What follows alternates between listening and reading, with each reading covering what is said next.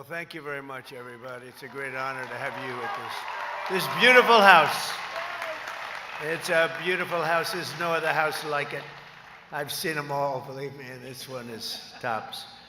But I'm thrilled to welcome all of you to the South Lawn for the single largest gathering of American farmers that the White House has ever seen, has ever had. And rain or shine, and you don't mind rain, shine. The one thing about farmers, they don't care about that weather. They get out there, it makes no difference. But rain or shine, no one has more grit or greater spirit than the American farmer. We love the American farmer. I just gave you $12 billion. I don't know if you know that or not. You make enough money, it doesn't matter to you, right? But we just provided $12 billion, right, Brooke, for the American farmer. You think Biden would have done that? No, he wouldn't have done. We're delighted to be joined by Secretary of Agriculture, who's doing a fantastic job, Brooke Rollins. Brooke, thank you very much. Secretary of Health and Human Services, Robert F. Kennedy Jr. Robert, Bobby. EPA Administrator is doing such an incredible job. He's getting those costs down for you, and he's always protecting the environment, but he does it quickly. A real superstar, Lee Zeldin. Thank you, Lee. Great job. And someone everyone loves, and they love in particular the job she's doing, Small Business Administrator Kelly Loeffler. Kelly, thank you very much. Thanks as well to John Hoeven, Joni Ernst, Pete Ricketts, along with the chairman of the House Agricultural Committee, G.T. Thompson. And I tell you, they're fantastic people. They are warriors. And representatives, Jim Baird, Randy Feenstra, Monica De La Cruz, Brad Finstadt, Michelle Fishback, Mark Messmer, Victoria Spartz, Frank Lucas, Tracy Mann, Zach Nunn, Adrian Smith, and Derek Van Orden. They're all out here. They want your votes desperately, desperately. They're only here for your vote, you know that. But they're here because actually they did a great job. Those were people that were the most, I would say, the most aggressive for the farmer, which is what we want. Other than me, they were right in there. I was more aggressive than any of them. But also with us is the CEO of Tractor Supply, Hal Lawton, who will soon open the company's 2,500th store in honor of America's 250th. Hal, thank you very much. It was great to meet you at the Oval Office 2 minutes ago. I also want to thank the president of the American Farm Bureau Federation, Zippy Duval. I've known Zippy for a long time. Zippy's been with me right from the beginning, right, Zippy? From day one, he liked Trump. He said, well, I don't know, but I just had a good meeting with him. I'm gonna go with Trump, right? That was in 2015. And very special thanks to the proud young parents of two beloved American institutions, Future Farmers of America and 4-H. Two great things.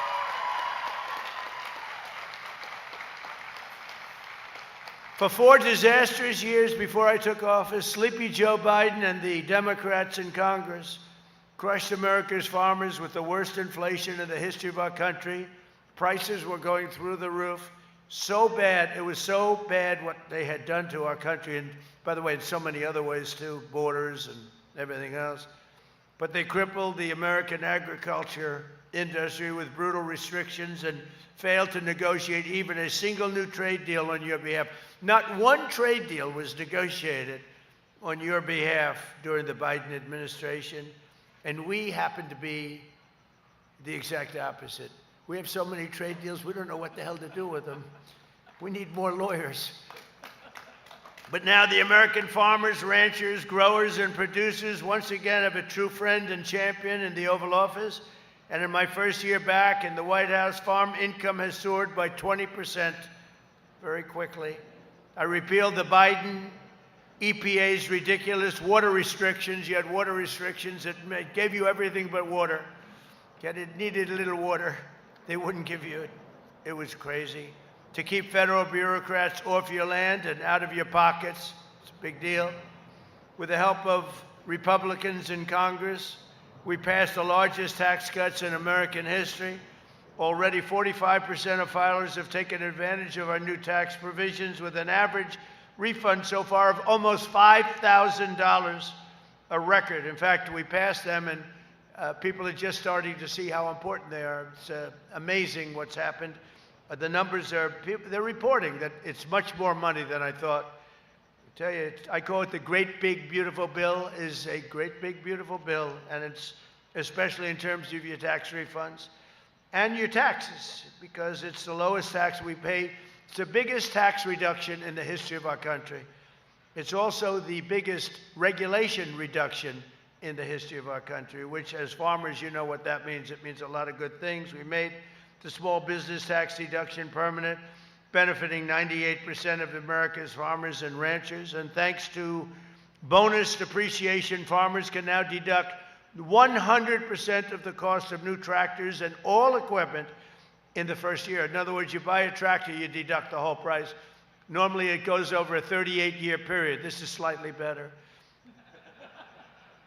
You got these tiny little deductions that weren't even worth it. Now you can do it at one time. Only Trump could have gotten you that one. That was a big thing. And in the first term, you know, we had the greatest economy in the history of our country in the first term. We are blowing them away right now. And by the way, we're doing really well in Iran, just so you understand. You know, I mean, how good is our military? How good is our military? Very importantly, we saved 2 million American farms from extinction by virtually ending the unfair estate tax. We've ended the estate tax, or as they call it, the death tax, and you can now keep your family farms in the family. We had a problem. See, these are all people that are clapping that love their children. If they didn't love their children, they wouldn't care about what I just said. But most of you, does anybody not love your child? Because that would be the one person that would have clapped the other way.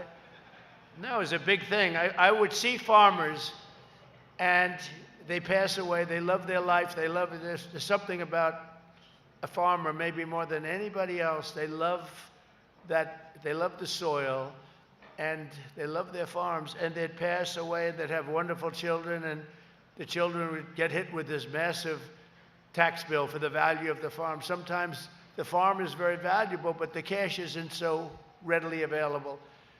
And they'd go out to a bank and they'd borrow money, and they'd borrow and borrow and borrow to pay the tax. They'd be working for 20 years to pay it off. If they had a bad season, they'd lose their farm. We lost it many, many times. And you'd have actually many, many suicides over it. They would actually commit suicide because they couldn't stand the concept of losing their family farm. And I ended the death tax, or the estate tax, on family farms and small businesses. So I think you're appreciative of that. It was a terrible thing. It's too bad that so many people in the past couldn't have taken advantage of it, because it would have made a lot of happy people out of people that really have had a miserable life. When they lose their farm, they're never the same. They're never the same. And I hope our farmers never forget that every single Democrat in Congress voted against all of the provisions I just mentioned, including the estate tax. And Republicans, all of these Republicans have stood strong and fought hard and gotten it. But the Democrats voted against every single provision that I just mentioned, including the tax reductions and including, frankly, the estate tax. But we delivered. The Republicans delivered for the farmers, and it was not easy because the opposition to farmers by Democrats is very strong. Thanks to our trade deals, you're now sending over $40 billion in American soybeans to China. I want to thank President Xi of China, because we had a deal at 20, and I said, could you do me a favor? It's a big place. Could you double it? And he said, what are you talking about? I said, could you make it 40 instead of 20? And he overrode all of his people. He said, all right, I'll do it. And you got 40 instead of 20. So now you go out and buy bigger tractors. What can I tell you? Remember when that was announced, everybody was surprised? Everybody thought it was going to be 20. He was very good. But the American soybeans are now being shipped to China in record amounts, and we expanded markets for American beef, dairy products, biofuels across Asia, Europe, South America, like we've never had before. Our farmers and agricultural producers do not want handouts. They really don't. The farmers come to my office a lot, and they just, sir, please just give us a level playing field. Others want more than that. They want everything. The farmers want a level playing field, and I talk about it all the time. That's all they want, because you were just the last 4 years before this one, before our great first year, we have records in so many categories, but during the past administration, you were treated really badly, and you were treated badly by the world because you had nobody that cared about defending you. But you want that fair shot and a level playing field, and I'm giving that to you, and I think I'm actually giving you much better than a level playing field. I'm giving you a field that goes like this. Makes it a lot easier for you, the things that we've done. And to further help farmers recovering from the Biden catastrophe, we use money taken from tariffs. The tariffs, we've taken in hundreds of billions of dollars from the tariffs. And as I said, we gave you $12 billion in farm relief. And that happened just recently because you were hurt by certain countries unfairly. And I said you were unfairly hurt, and we gave you $12 billion, and that made up for it. I'm also asking Congress to quickly pass the new farm bill, and today I'm promising to request additional farm relief for our great patriots in the next funding bill. So we have you taken care of in both instances, and we're pushing very hard for the new farm bill. The Democrats fight us. I don't know the Democrats fight us on farm bills, and they always have. They are not your natural politician. Any farmer that votes for a Democrat is crazy. They are brutal on the farmers. One of the Americans benefiting from our policies and new market access is Joel Vyrek, a fourth-generation farmer from Woolwich Township, New Jersey. Joel, he really has a great story to tell. Please, Joel, come up and tell that story.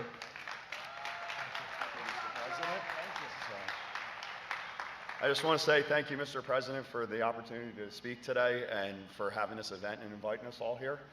I'm a vegetable farmer from Woolwich Township, New Jersey. We farm a few hundred acres where we specialize in Jersey fresh tomatoes.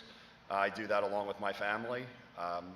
Also, I guess most importantly today, as you spoke about the farm bill, I just urge Congress to pass the farm bill. It's vital to everything that we do. Everything from financing to crop insurance, and it's vital to the USDA and the farm credit system. Also, we appreciate the bridge payments, your policy on trade, everything. It's going to help strengthen what we do. So I just want to thank you again for just everything you're doing to make America great again.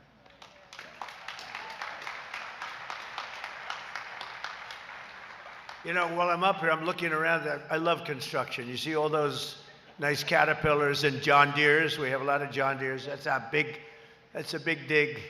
And we're building a ballroom for 150 years. They've wanted, every president said, could we have a ballroom, please? A room where you could have a lot of people.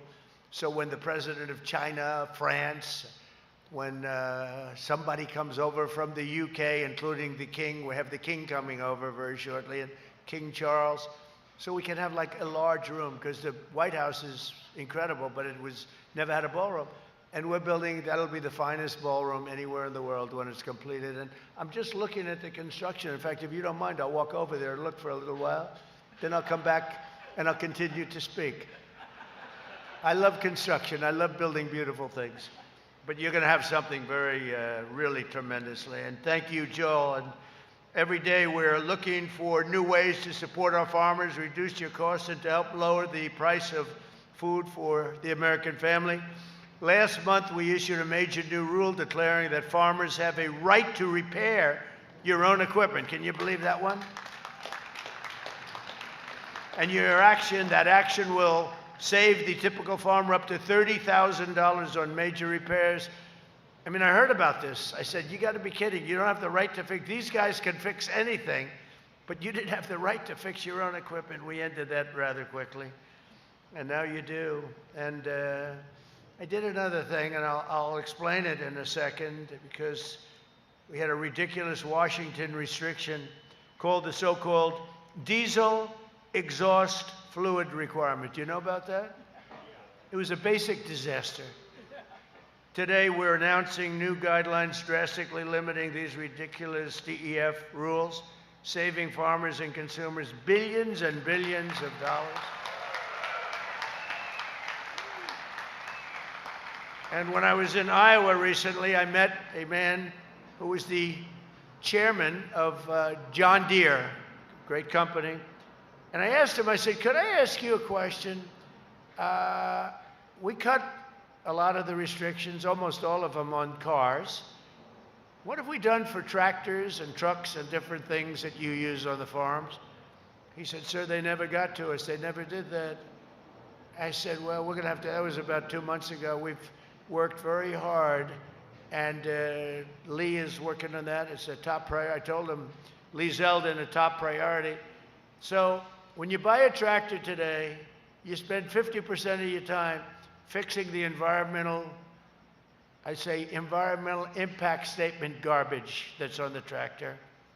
In fact, I buy a lot of things that having to do with farm equipment, where I own clubs and other things. And I said, give me 10-year-old equipment. Do you have any 10-year-old equipment that hasn't been used yet? And whenever they had it, I would buy it, because it was much better than the new stuff, which has so much environmental nonsense on it that it ends up costing thousands of dollars more to produce, and it doesn't work well. Too complicated.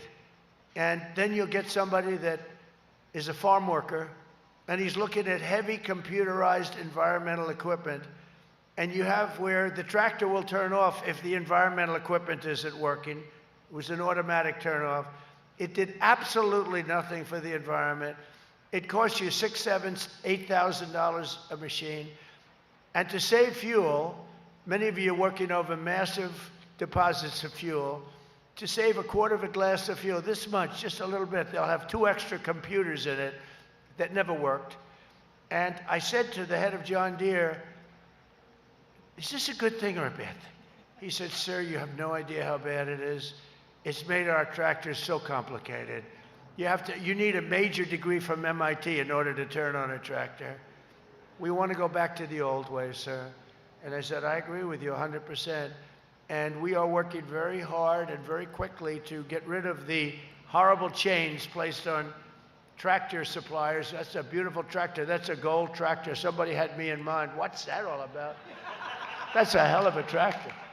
I'm looking at this. That's a good one, too, red, white, and blue. But somebody really hit me with that one. That's beautiful. Well, but so we are going to be, Lee, I think we can say, I know you're in the process, cutting out massive amounts of nonsense that are mandated to be put on your tractors and all of your trucks that costs you a fortune. And I know that they're going to do this, and I asked him, you got to promise me one thing.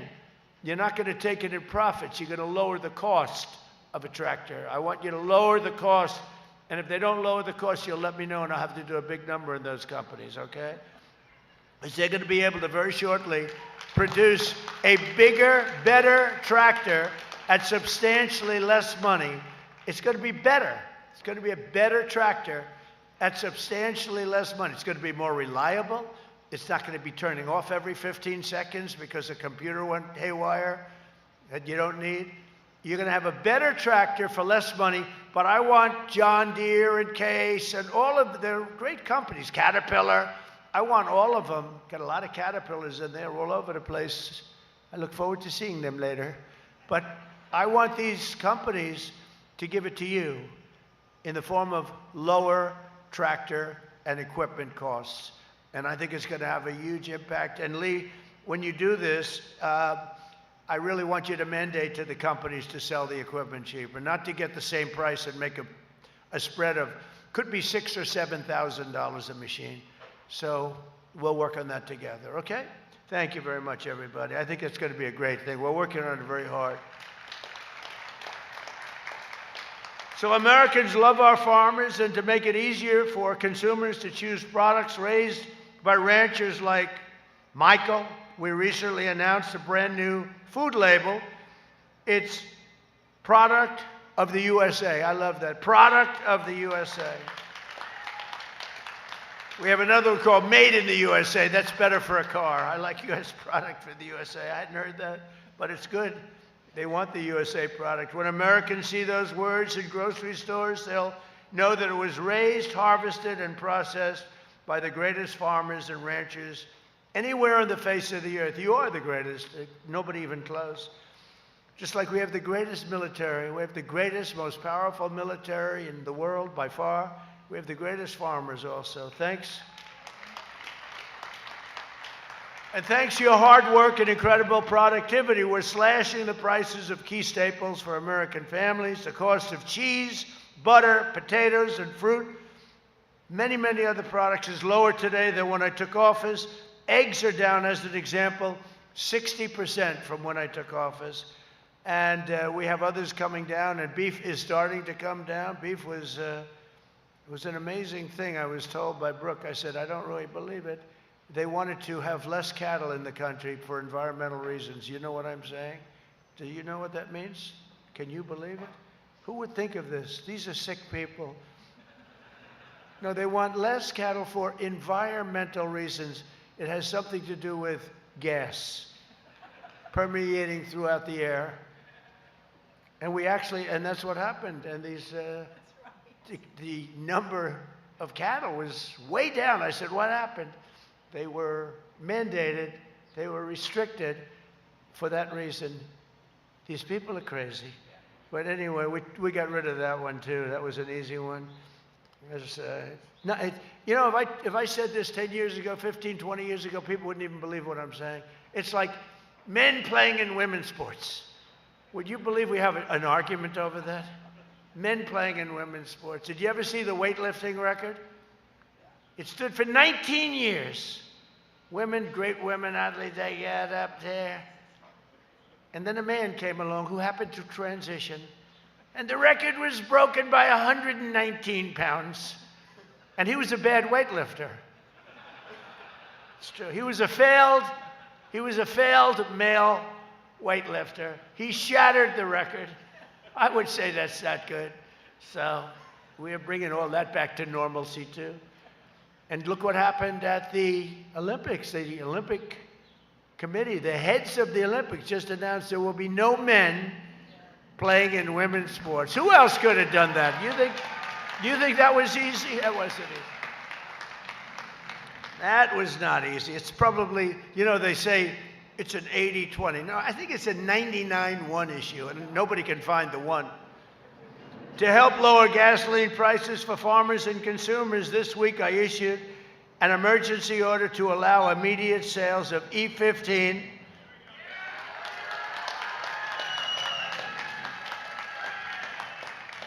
and just as I promised in the campaign, I'm seeking congressional action to allow E15 all year round, okay?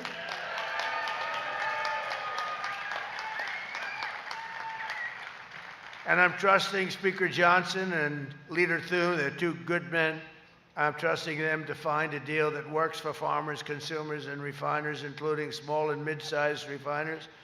And they're going to send me a bill, and we should be able to get that done. We've worked with the refiners before, and we're going to get that done.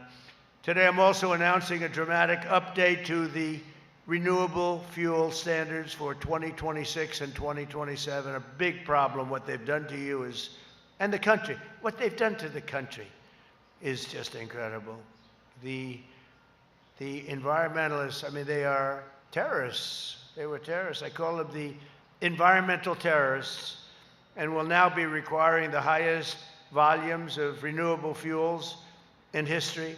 These new standards will generate over $10 billion of rural economic benefit, create an estimated 100,000 new jobs, and massively increase our nation's energy supply. It'll come right out of the farms. In addition, to help bring down grocery costs even more, today I'm pleased to announce that the Small Business Administration, that's Kelly, is opening up massive new loan guarantees for farmers and food suppliers, including vegetable farmers, grain farmers, and seed farmers, cattle, pig, and poultry producers, grocery wholesalers, and many more. So if you're in the industry, Kelly, you better get ready. You're going to be inundated, right? It's the first time that's happened. And you know, when they say she's the head of small business, when you add it all up, it's got to be the biggest, it's like the biggest bank in the world or something. It's nothing small about it. But you'll do a job, Kelly, right? Help them out, right? From Texas to Kansas, from Iowa to Idaho, and from Minnesota. Did I hear Minnesota? How is Minnesota doing? What's going on? What's going on in Minnesota with that crazy governor, that crooked, corrupt governor? How about the Attorney General? Do you think he's a dirty cop? You think he's a dirty cop? All right, we'll get Minnesota back. We'll take it back from Somalia. Now, do you believe these people come from Somalia? They have nothing. It's not. They come.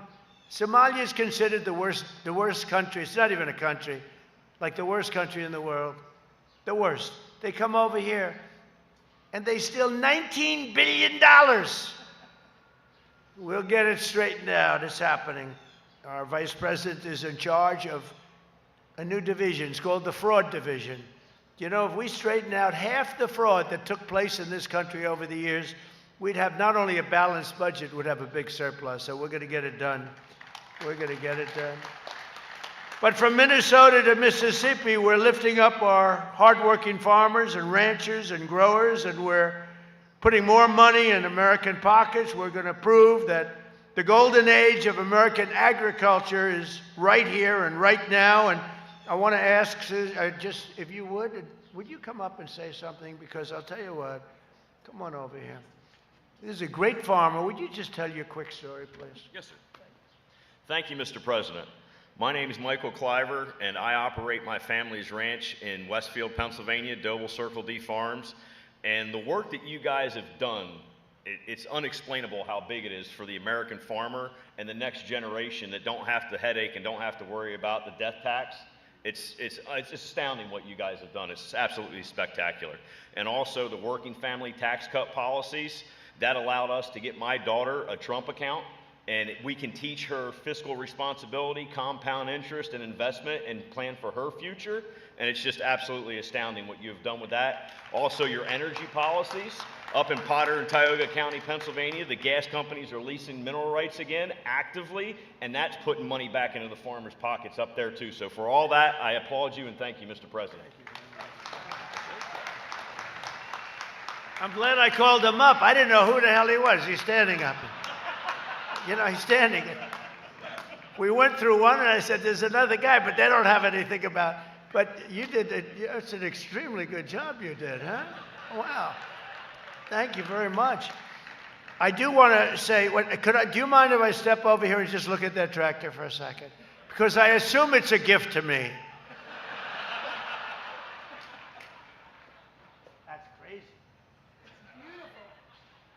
Oh, that is really something. Well, thank you very much for the gift. I appreciate it. Oh boy, can you imagine if I accepted that gift, what they would do? A Democrat can accept. We're not allowed to accept. No, but that's a beautiful machine. We make the greatest machines. That's a beautiful, beautiful machine.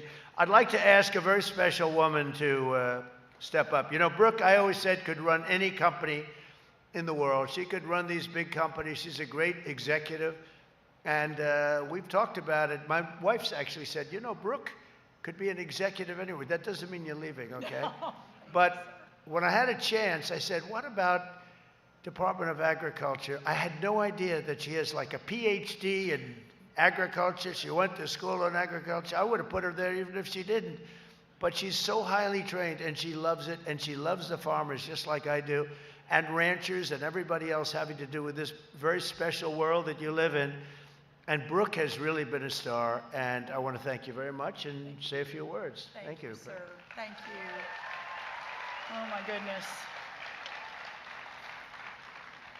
Sir, the first thing I want to say is when we had that unexpected conversation about this job, November 21st of 2024, I've often said that sometimes you have plans for yourself, but then God and Donald Trump redirect your plan. 1 year in, I can't tell you the honor, the joy, the blessing of getting to fight every day. There is no better job than this. Even President, I believe, there is no better job than being your 33rd Secretary of Agriculture.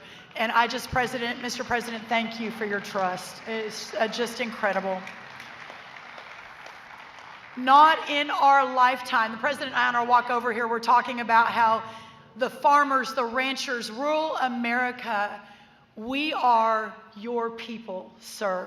From the moment he came down the golden escalator to today, no one has stood more proudly, more strongly, more courageously for this man, this transformational president at this moment in our country's history than you all, our farmers and ranchers. I want everyone to get to their feet and just thank him for what he has done for our community, for our farmers and ranchers. He's the best, the best. Never cry in trouble, but yeah, I'm so grateful.